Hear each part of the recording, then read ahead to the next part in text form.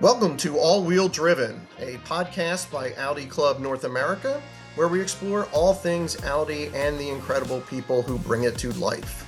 All Wheel Driven is presented by XPEL, the official paint protection film of Audi Club. Buddy, thanks for tuning in to another episode of the All Wheel Driven podcast. I am your host, Joe Kucinski. Today we have a very special conversation diving into 034 Motorsport, which is celebrating 20 years of shaping Audi performance. I'm joined today by Javad Shadzi, who's the founder of 034 Motorsport and a longtime supporter of Audi Club North America. Welcome, Javad. Thank you, Joe. Appreciate you having me on. Absolutely. Thank you for joining us. So, Javad, if you don't mind, let's kind of start at the beginning. Two things. One, how did it become 034 Motorsport? How'd you get the name, and what drew you into to Audi to begin with? Yeah. So, the name 034 was, a reference to the Audi part numbering system, which is three groups of three digits. And so every Audi part number, follows that kind of format. And so in the 80s, when all the Audi 5-cylinder cars, were available and out, when I started creating products as this business, it was mostly focused on the Audi 5-cylinder products. And so I was very familiar with the Audi part numbering system, and so I thought that that esoteric reference to the Audi 5-cylinder part numbering system was kind of cool. And at that time, there was really no number company names. There was no numbers. Everything was three-letter acronyms. And this was kind of really early days internet. So in the yellow pages, if you're zero, you'd be you'd be right at the top. Right. That was always kind of a little clever thing that I wanted to do. Now it's not really relevant. But anyways, yeah, so it refers back to that. And that's where the name came from. That's great. Well, it's obviously worked out. You're celebrating 20 years, Yeah.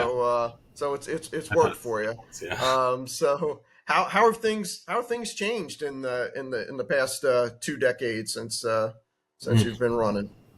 Well, in some ways, they're the same, and in other ways, they're different. Obviously, the cars are different, the technology is different. What we do has changed a little bit. When we first started, it was really more of like a DIY focused business. So we didn't really have a lot of finished products. And our first product was actually the standalone engine management system that could convert the older Audis that had this Bosch CIS system, which was kind of a mechanical fuel injection system. And it worked great, but it was very limited. And once you kind of hit that limit, you couldn't make more power. So a lot of these 5-cylinder turbo cars, the 10 valves were kind of stuck at like 250 horsepower. That's really all the system could support. And so I thought, if we could rip that system off and put an electronic fuel injection system on, which was becoming the standard on cars, in the late 90s and early 2000s. So I worked with two other engineers to develop a standalone engine management system that could run a 5-cylinder engine, because most of the ECUs on the market could only run odd numbers of cylinders because the processor was not powerful enough to do odd number cylinders. And so the ECU I brought to market was one of the first to actually be able to do sequential injection for 5 cylinders. And the early on, our business was selling these ECUs and kits that people would have to install and wire up, and it was a lot of work. Nowadays, the 034 Motorsport product line is very much, premium quality. You can still install the stuff yourself, but you don't have to cut or grind anything, and everything installs very neatly, and everything's pretty much reversible, because a large percentage of our customers lease their cars, and so they can modify their cars, put our parts on their car, and then remove them afterwards with no signs really of them ever being there. So that's different, and the cars have really come a long ways. The modern, like a B9 S4, Just with us, our stage one flash can be pushing 500 horsepower, and that's as much as pretty much you'd have to do a lot to a 1990s car to get it to 500 horsepower. Like it would be a Sure. complete ground up rebuild, including a new engine and everything. And on a B9S4, it's literally just maybe an ECU flash and an intercooler and an intake to get to that kind of power. 0 to 60 in like below 4 seconds. So yeah, the cars are awesome and have really evolved, and the technology really allows us to do a lot more. Um, Yeah. yeah, Is that the are tunes and flashes? Is that kind of the most popular? Would you say of you've got obviously a vast catalog yeah, of parts and services that you offer, or tunes kind of at the top for what folks go for? definitely. It's the biggest bang for the buck mod you can do. Usually for under $1,000, you could add 50 to 100 horsepower safely to your car, um, and that just transforms how any car drives and accelerates. And so that's definitely our most popular product. It's also the most difficult and challenging product to produce because we have to reverse engineer the factory ECU and then come up with a whole communication protocol to communicate with the factory ECU and reflash its processor.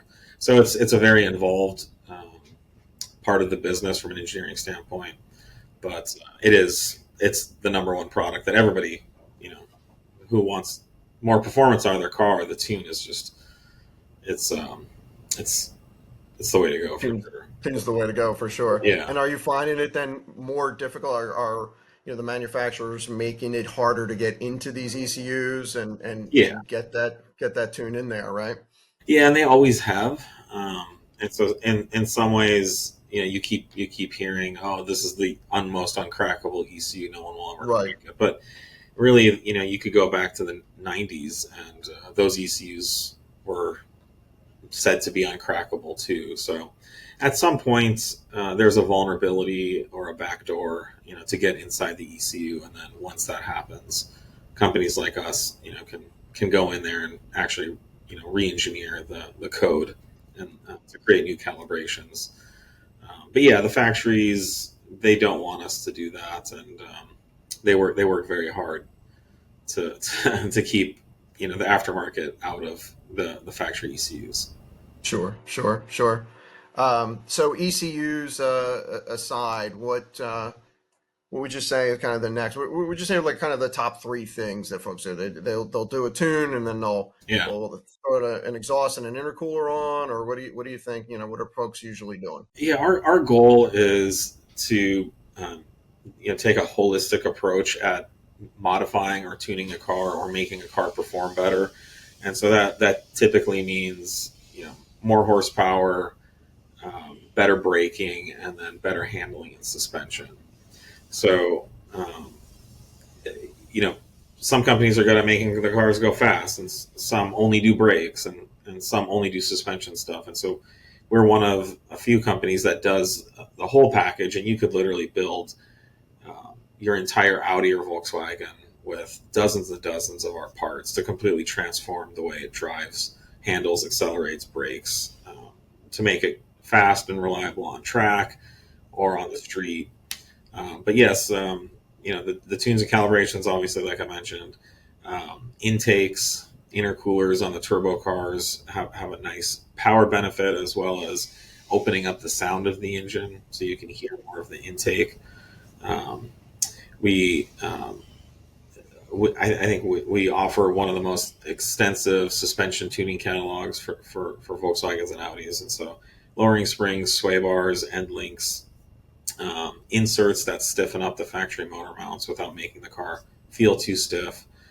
We have a whole line of motor mounts, transmission mounts, drivetrain mounts, um, and we also typically look at like the Achilles heel issues with the cars, and so just about every car comes out with what you would call some inherent Achilles heel problem products, and so we can target producing, a reliable replacement for the factory parts that will typically last the lifetime of the car instead of wearing out every few years, like some of the stuff does from the factory always gets a few things wrong, and so that creates an opportunity for us to give customers a solution.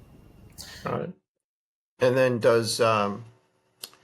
do you manufacture the parts? Do you provide specs? Like how do you create, let's say your suspension parts or Yeah, whatever? Is that something you build in house or? yeah. Our core capability is really knowing the market, knowing the cars, and then doing the R&D and engineering to bring these products to market. And so that's really our focus now, is to do the engineering and R&D, but not necessarily to produce or make the parts ourselves. Um, we used to, so the whole back warehouse used to be filled with CNC machines, and we were running 2-3 shifts a day producing our own parts. But it quickly became obvious that we were better at the engineering and R&D than the CNC machining itself. And there's thousands and thousands of companies worldwide that do much better CNC machining than we could ever hope to. But there's really only maybe a handful of other companies that can do the engineering and R&D at the level that we do it. So every product that 034 Motorsport sells is designed and engineered and tested by us. And then we will go out and find contract manufacturers who we believe can produce the products at the specifications that we need, at the quality level that we demand. And we have one of our biggest assets is our we have an incredible list of world-class manufacturers and vendors, manufacturing vendors that we work with to produce these parts. So our focus is the design, engineering, and then QCing materials as they show up. And then we do a lot of what you would call manufacturing assembly here. So we kit the products together, put them together, package them, QC them, make sure they're complete before they ship out. And every one of our products has a little label on it where the person who assembled it signs, and then their supervisor who QC'd it also signs. And we have a whole QC kind of like a tracking system if there's any issues that pop up. So that's really our focus there. And then providing great customer service, producing good contents that the market can engage with, and things like that. Mm-hmm. No, that's great. Yeah, that's great. And how do you get the word out? I mean, I know obviously a lot of folks in Audi world already know 034 Motorsport, Sure. but how do you kind of grow that brand? Is it going to events? Is it through the club? Is it through just kind of social media? What do Yeah. you? Yeah, we use all those avenues. Events are great. It's always good to get out and meet people and go out and see the cars and see what people are doing with the cars. The events aren't as plentiful, or the opportunity is not there as much as it used to be. But we do have 2 open houses every year here at our facility, which are called Summerfest and Winterfest, where typically 500 plus cars show up, and even more people than that, and we always have a great time with that. We used to go to this show Waterfest on the East Coast, but I don't think they're doing that anymore. But yeah, these days it's just social media, being online is really important, and we really try to meet our customers where they're at, in those social media groups. So we're in Mm-hmm. all the groups and answering people's questions, and just cultivating kind of organic relationships with the market and the customers that are out there. And then honestly, it's just the best marketing is just creating as many happy customers as you can, that word of mouth. Totally. Because those there is all these conversations of, hey, I just got an Audi, what should I do to it? And the more often people say, oh, I got 034 stuff and I love it, and here's what I did. And so that's really always our goal is through product quality, through our customer service, through our policies to really try to create and cultivate happy customers that spread the word about us. Because it's hard always tooting your own horn. So if you can get other people to do it, it's really nice. Absolutely. But yeah, Absolutely. we do some Google advertising, but we've never done too much because I've always wanted people to come to us because they want to and because we're the best choice, not just Right. because we paid $5 for a click or whatever. Mm-hmm. So Mm-hmm. yeah, and Sure. that's worked Sure. really well for us. Right. Right. Great. Great. Um, and so I understand that you may be starting to bring some heritage parts back. So working on some of the older models. Can you touch on that a little bit? Yeah, yeah. The older cars, the stuff that we started with has really have really gotten popular. There's not that many cars out there anymore. The prices on some of the cars have really gone up, like the Euro Quattros. Um, I mean, you could like get them for super cheap, like 10, 15 years ago, and now good clean cars are selling for as much as almost 100,000. Um, so and then Audi's just really discontinued a lot of these products, and it's making keeping a lot of those cars on the road difficult. So the challenge for us as a company is, um, if we bring products to market and we invest in the tooling and the inventory and the R&D and everything, it has to sell. And so, you know, the opportunity for us is, what are these parts that a lot of people need that isn't available anymore, that we could kind of hit that minimum threshold to create enough volume to offer it. So that's where we're looking at bringing. Actually, so a lot of the products we're bringing back are our own products that we just discontinued maybe 5-10 years ago, and so Right. we're looking at bringing those back because there's renewed interest and demand for those products.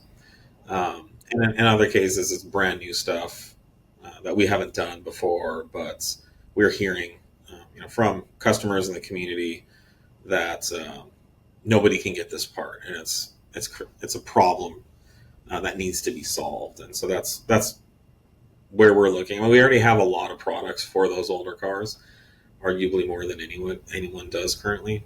But it would be great to bring even more back. And when we get it right, it feels good. It's a good win. People are able to. It's not just someone was able to repair their car with our part. It's like it just could mean them even being able to drive it at all. And being, Right, right, sure, sure. Yeah, it's nothing more frustrating than you've got that car, you're trying to finish it up, and yeah, you're missing that key part, and you can't find it anywhere. yeah, Right. So exactly. definitely, folks can find value there for sure. We're inviting anyone to give us feedback on what they think what they would like to see. Um, Great. and kind of we consider this heritage stuff kind of like the B5 and older, so Okay. like early 2000s and back, because that's 20 years old at this point. Um, Right. so Right. Okay. Great. So transitioning from the old to the new. So um, Audi's going in a new direction, as are most manufacturers with electrification. How do you see that moving forward with a business such as yours, and the tunes and the things that you're doing now, or whatever kind of performance improvements? yeah, As we get more hybrids, as we get more EVs, what do you think that looks like, say, in the next 20 years or so? yeah, it's definitely something that we're keeping a close eye on. I think the biggest issue with EVs and performance is that most people don't buy an EV, for performance. Or if you do, you can get some pretty fast EVs out there that perform, as well or better than any internal combustion motor um, would. So we're just, while Audi has sold a lot of EVs, we have really never been contacted by an Audi EV owner who said, what can you do to make this car faster for me? So I mean, the sense is that most people are buying these cars to take advantage of, they don't want to pay for gas, which who does? So they're able to charge, cheaply through solar or through some other method or at their job or work. Um, and maybe some people are buying EVs for aspirational, ideals and things like that. Um, so yeah, I was just actually at an Audi dealership this week, and I drove a Q4 and a Q6 and an SQ6 EV. And they're awesome cars. They're wonderful cars. They have great performance right out of the box. Um, and we do have the capabilities to recalibrate those ECUs. The way Audi kind of treats their ECU strategy is that there's a engine control unit that does that translates your when you push the throttle pedal, translates it to the torque request. And so the ECU tells the engine, make this much torque. And of course it controls it precisely to generate that torque value. And so Audi doesn't really look at, or Bosch doesn't really look at it as what kind of engine is it. So it could be a diesel, it could be a gas engine, it could be an electric motor, but the torque request starts kind of the same way. So for us, we already know the mechanism to tweak and modify that torque request strategy, and then we can recalibrate an electric motor to produce more torque as well, just like we would a turbocharged vehicle or something like that. Interesting. Huh? So, and then the suspensions aren't any different. They have brakes that we can upgrade. But there is a lot less moving parts on those cars. So the overall business is different. There's, a lot of the products that we offer wouldn't apply to an electric motor vehicle because it's just those parts aren't on the car. But I think there's a lot yet to happen with EV transition, and I think we've all seen kind of just in the last few years the thrust towards EV and then back away from it again. It's there's a lot that yet needs to happen for EVs to really become mainstream and replace internal combustion. But for now, it seems like most of the manufacturers are focusing on bringing ICE motors back and backing off a little bit. And now, you have the political impacts of canceling incentive programs and things like that. So my sense is that if you go to Audi or Volkswagen dealership, they're trying to get rid of all their EVs, and they're not quite sure what they're going to do next year because the price of those cars is going to skyrocket without the $7,500 incentive. So it'll be interesting to see. Right. Yeah, for sure. Yeah, it will be interesting to see where that goes. It is very interesting that you say that you really haven't had even a single person with an EV come and ask Yeah, for, even a suspension or, hey, can you lower it a little bit or anything, yeah, is interesting and I guess indicative of who's buying them at least right now. Right. yeah. It is. You definitely would have thought, because just about every Audi uh, model, someone will send us an email saying, "Hey, I just got this, whatever, um, A6, and can I do anything with it?" So, yeah, we'll have to see what happens, but we're prepared. And I like electric cars. I think it's great tech. I think it's pretty clear that people who love cars really like internal combustion, and so I think that's going to be the challenge for the industry is the connoisseurs of cars aren't really too hot on EV. I mean, you can find some EV car guys out there, but it's maybe less than 5%. I was just at Monterey Car Week. It's still dominated by internal combustion, and those internal combustion motors are fun and exciting, and you can hear it, you can smell it, you can feel it. And EVs are just so efficient and fast, and um, you know they're kind of soulless, in that way. So that's a real challenge for ICE moving forward. But I think as far as like a method of transportation, EV's great, and I can't wait to sit in an EV that's automated. And I could be working while Right, going down the right, freeway, and then I can take my my vintage R8 to the track, and right. and go fast Yeah, on track with that. But yeah, no, it's exactly. no. I don't think Um, anyone knows what's going to happen, so we'll see. yeah, for sure, for sure. It is all up in the air, and that's certainly not just Audi. It's everywhere. Yeah, Um, so, but speaking of Audi and going forward, and there's been some discussion, some with a lot of Audi enthusiasts about the current direction where things are with Audi. Some folks have been a little bit disappointed, maybe feel like the enthusiasts are being left behind or so forth. And even Audi themselves are saying they're looking to rebound with this kind of TT moment 2.0 that's gotten a lot of press. We've talked about it on our podcast before. Love to get your take, like from your perspective, doing what you do, and driving all the cars and seeing them come in, old and new. Um, where do you think, where do you land on what the kind of the current Audi portfolio is headed? yeah. It is interesting seeing a lot of the negativity. Certainly on social media, it's very popular right now to be very disappointed in Audi um, and be kind of incredulous at how badly Audi has lost their way and things like that. And I've listened to some of the. There was that one um, kind of video podcast that went around that's been very popular and that seemed to resonate with a lot of people. But yeah, I mean, from my perspective as a tuner, um, I'm sort of okay with Audis not coming, from the factory perfectly with all the best performance right out of the box. That's what we're here for. We're here to help take Audis from a little too buttoned up, a little too conservative, a little too professional.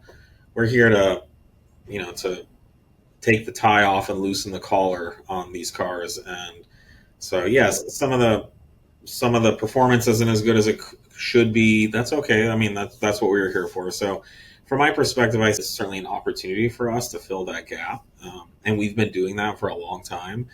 Um, you know, um, and so there is an opportunity to make Audis faster and more fun to drive if they're coming with motors that aren't as potent as people would like. That's what we do. So from our perspective, it's like it's okay. Like there's things that we can do to help that.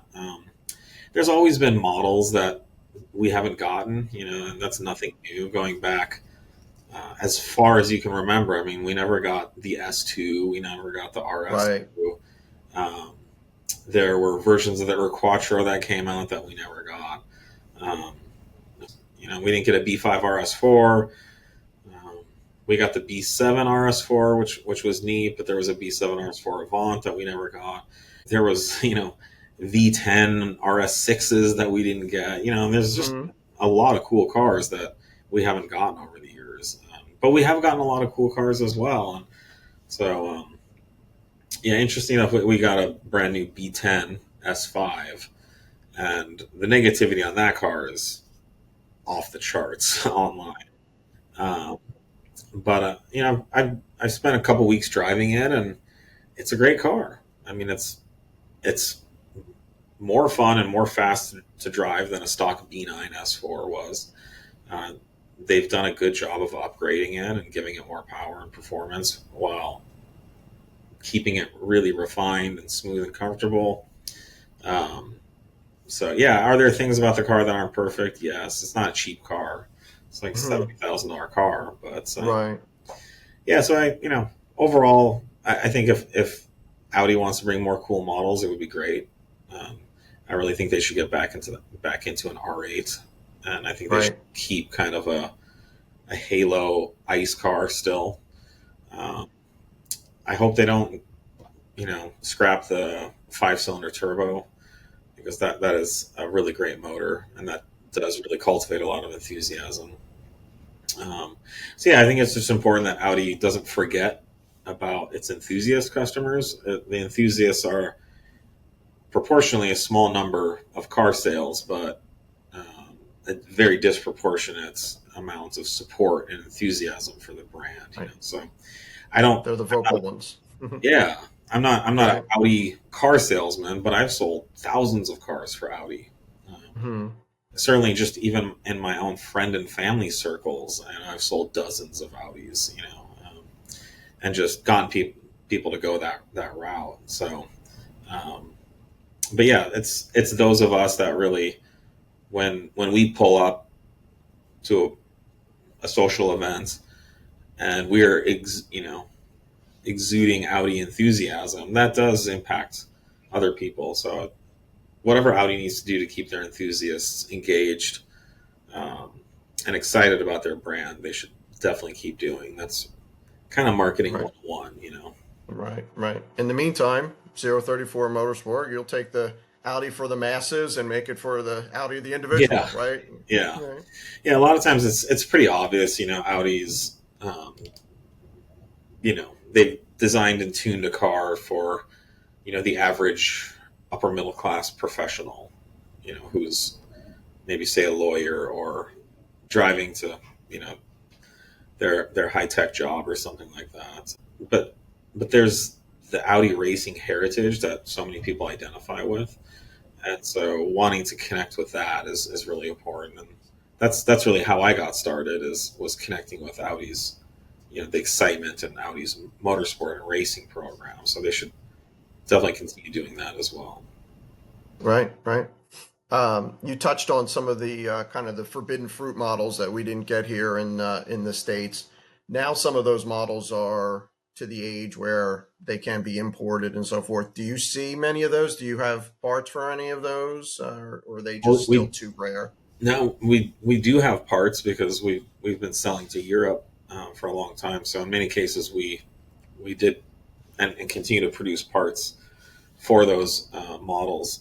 Um, but yeah, at Monterey Car Week, I saw several RS2 Avants, the original ones, which is really neat. I think that's kind of the big popular car right now to Right. import would be that RS2. I think you can bring in S2s as well. Um, RS2 is definitely a dream car, but yeah, I haven't seen too many others coming in under that the 25-year kind of thing. It's not cheap, Some of these cars, I mean, they're not outrageous, but I think it would probably cost 50 to 75,000 to bring in an RS2 or something. Um, Hmm.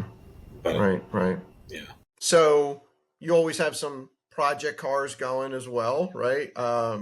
What's kind of the latest project or a project car or two that you have in the works that you maybe want to talk about? yeah, one that's kind of related to the Audi heritage. So we wanted to go back and um, do kind of a heritage build, and um, in part we can use the car to develop some of these parts or test them, but just to generate some enthusiasm as well. So we picked up an Audi 90 20 valve sedan. Um, I guess about a year ago. So, and we've been going through that and fixing that up. It was kind of one of my first cars, that I got into tuning was the Audi 8090, and so it's just been fun, driving one. They still smell the same, it just brings back all those memories. Um, very, very slow car by today's standards, Sure, sure. glacially slow, but we did take it to the track and had a fun time beating on it. They're just very under stressed cars. They're very reliable. You can beat on them on track and stuff like that. Um, so we're trying to figure out which direction to go. It's obviously not a collector's car. I don't think it ever will be, but we want to keep kind of the spirit of it without making it into like a fire breathing turbo monster or something. So Right. we're throwing around some ideas to really maybe like uncork it like normally aspirated and do Hmm. um, like a cammed normally aspirated build, and try to get it to like over 200 horsepower and revving to like 9,000 RPM. And that would be kind of fun. And and still keep the original character of the normally aspirated 20 valve. But yeah, and then we have all our whole development fleet, which are all types of project cars, always getting either testing our existing products or testing and validating future upcoming products. Um, we have a number of B9 S4s and S5. We have RS5, S3, GTI, Q7, SQ7. So it's just all these kind of cars that we're doing product development on. We go out and get a car so we can have it here to do the development on. Right, right. So yes, I was going to ask, is this development fleet, are these cars that you own? Are these like customer cars that says, hey, you can use my car for a couple of months and we'll Yeah. develop, some things for it, or, are they Yeah, no, typical we cars? buy the cars ourselves Mhm.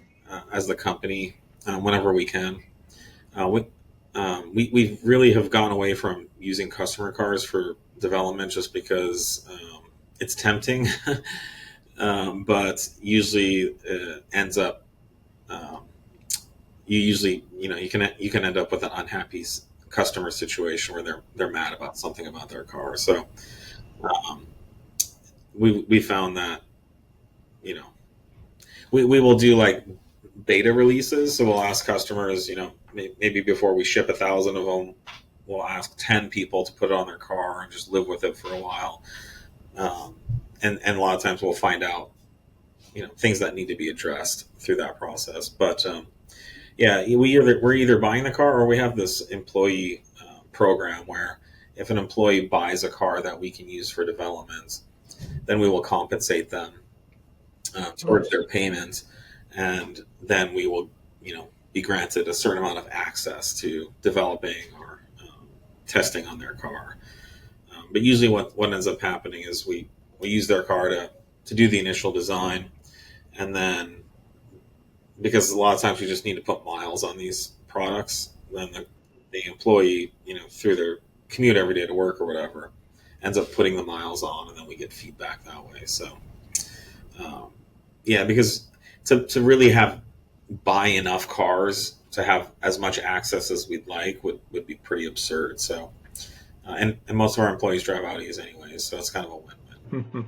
Right, right. How big is your team? How many folks you have?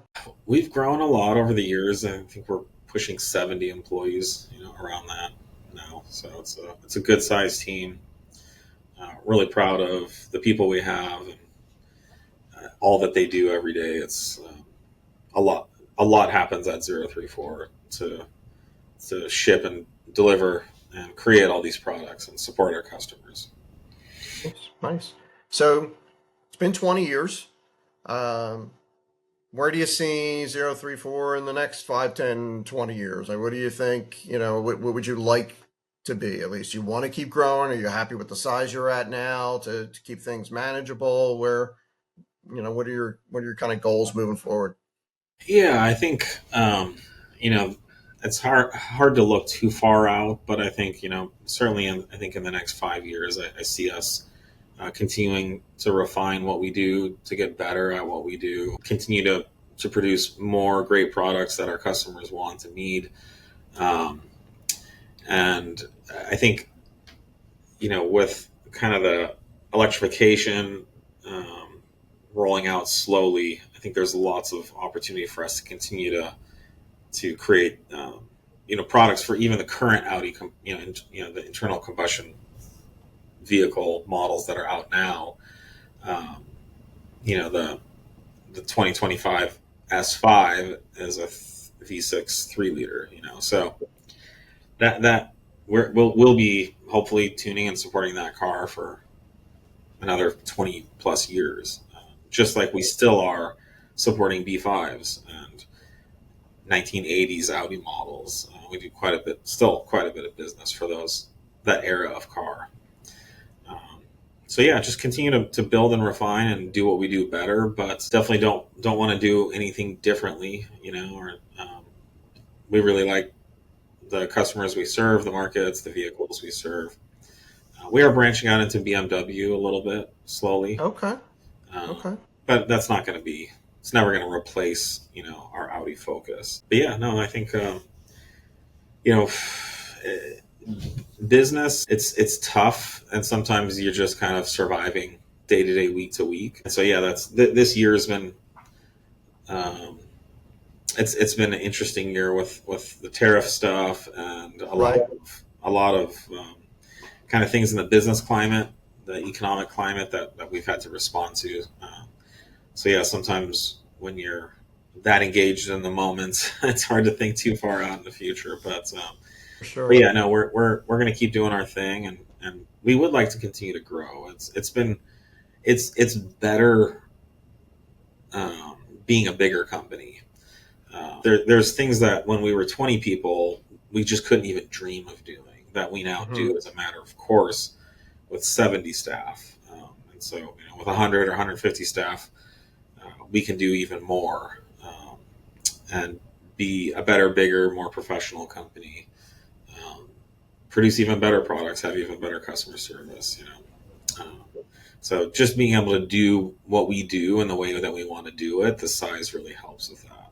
It's just balancing. You can't just be big because it's better. You have to pay for it. And you have to have a business model that supports. But as long as the opportunity is there, we'd like to keep going.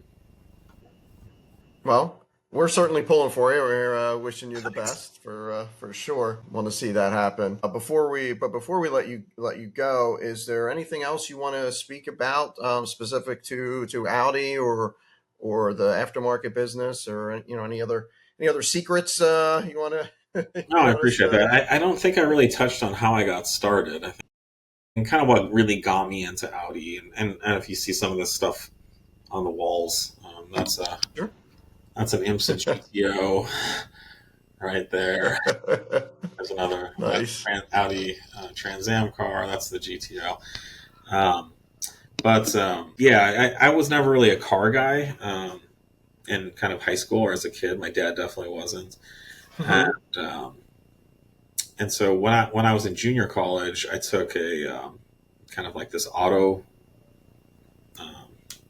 auto. I think it was called automotive technology course, but it was just a general course about cars and auto technology, and that particular college had a whole like uh, auto repair program where you could go get a certification, like an ASC, like to be Okay. certified as a mechanic.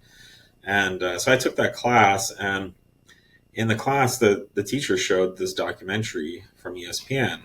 It was called, "The Unfair Advantage." That was Oh, yes. ESPN's, Yes. name for this Hmm. documentary, Hmm. and the whole thing was about Audi's role in racing, and how they had, um, you know, developed their technology through racing. And so the Quattro was deemed the unfair advantage, and Right. and there's kind of like my life before that documentary, and there's my life after that documentary. When I saw that, and I still will go back and watch that because it's on YouTube now. You can just go watch it. But it changed my life, and the thought of like I didn't know you could have four-wheel drive in like a car. I thought it was like only I think trucks had, and so it just blew my mind that, Audi had been so successful with it, and so I immediately went out and bought a Audi 4000 Quattro, and I was hell bent on putting an Audi 5000 turbo engine in it. And I'd never met anyone who'd done that. I'd never heard of anyone who did it, and so I would go to this junkyard, and I would just stare at the Audi 5000 motor, and I just had no idea. I just it was like, God, that would be so cool to have that motor in this other Audi. It'd be like kind of like the IMSA, the Trans Am, you know, Audi 200 race car, and so I ended up, um, meeting the two Bennett guys at Thunder Hill because I went to college near Thunder Hill Raceway, um, and so I saw there was some Audis at the end of the pits, and so the paddock, and so I went and I walk up to this it's a Coupe GT, which is basically an Audi 4000 Quattro engine compartment with a 5000 turbo motor in it, and it's just like, Ah.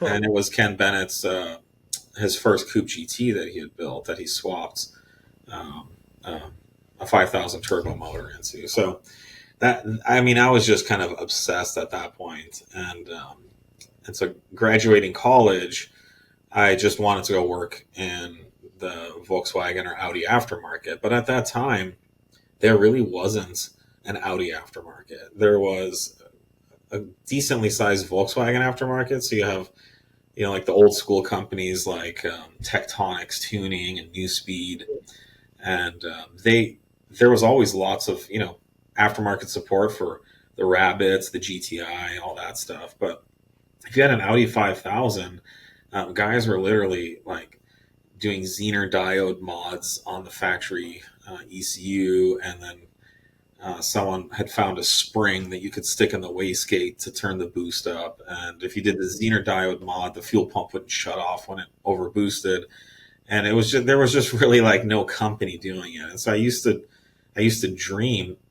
We get the Summit Racing catalog, and I would just open it up. And I mean, if you have a Chevy 350, it's just page after page after page. And I just thought, I had friends who had Ford Mustangs or Honda Civics, and they were doing all this stuff to their cars, and there was just nothing for Audis. And this was, the B5 had just come out in '96, and it was a 12 valve, kind of a uninspired boat anchor of a V6, and wasn't much you could do to those. And the 1AT had just come out, but this was before APR, started, or anyone was doing that. And so I just thought, God, what if you could have a catalog like this, but if for your Audi 90 or your C4 S4 or your Quattro, you could just open it and look, and there's all the suspension things you could do. And so that was my dream. And so when I started 034, it was very much to offer tuning options for Audi owners that really had never existed. And I think, Two Bennett was starting to do it. APR started kind of in the early 2000s. And right around the time I was starting 034 as well. And so a lot of kind of Audi tuning really, took place. And that once the B5 hit, it was finally like, there's a really good tunable car, a good platform. And so I just started producing these parts, and just kind of day by day took it from there, just tapping into the enthusiasm people had. But that Audi racing still inspires. I know a lot of people who love Audis are still really inspired by Audi racing. So I'm glad to see them going into F1, and Yes, for sure. but For sure. yeah, the Audi heydays of that kind of racing, it would be great to see some of that come back too. But yeah, that's how I got started. That's fantastic. That's a great story. It's who would have thought that heading to school one day would Yeah, it's change just your life, right? sometimes it's just serendipitous what you end up doing, and it changes the course of your life. Yeah, that's fantastic. Love it, and we've all benefited from it. So now I mean, now all the Audi fans have a place to go, right? All the enthusiasts. So yeah, right, if you never yeah, watched that documentary, right? Who that's knows? right. And we're very fortunate to be able to have this fun hobby be our livelihood as well. It's been Absolutely. we're very thankful. Absolutely. That's terrific. Um, that's great. Thanks for sharing that. Thanks for sharing that. Anything else that you want to share before we let you go and go test some more parts for us? Yeah. Um, no, just that thanking anyone, all the support that we've gotten from the Audi Club over the years, and um, just like I said, all of our customers who support us and allow us to continue to bring more parts to market. We don't take that lightly.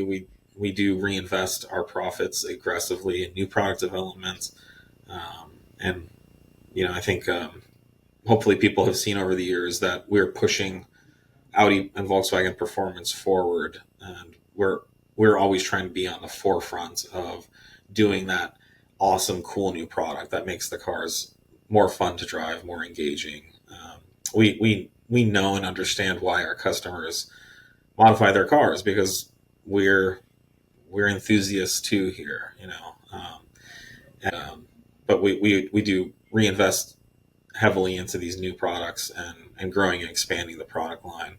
It's the point now where, if you have a B5 S4 or a B9 S4, you could build an 800 horsepower car that does 0 to 60 in 2 seconds, out of our catalog. So it's just very exciting to be able to do those types of products, and offer that to the market, and then see people go out and do amazing, cool things with it. That's a thrill for us. For sure. No, for sure. No, that's great. And so lastly, we certainly want to, thank you for all of your support and partnership with, with Audi Club. For those that are watching today, if you're not yet an Audi Club member, why not? Check out the episode description, learn more about the benefits of membership. Definitely worth checking out and joining the club. Thank you so much again for your time today, Javad. Thank you, thank you, thank you. Thanks to our viewers for tuning in, and we will see you all next time. All right. Thanks again.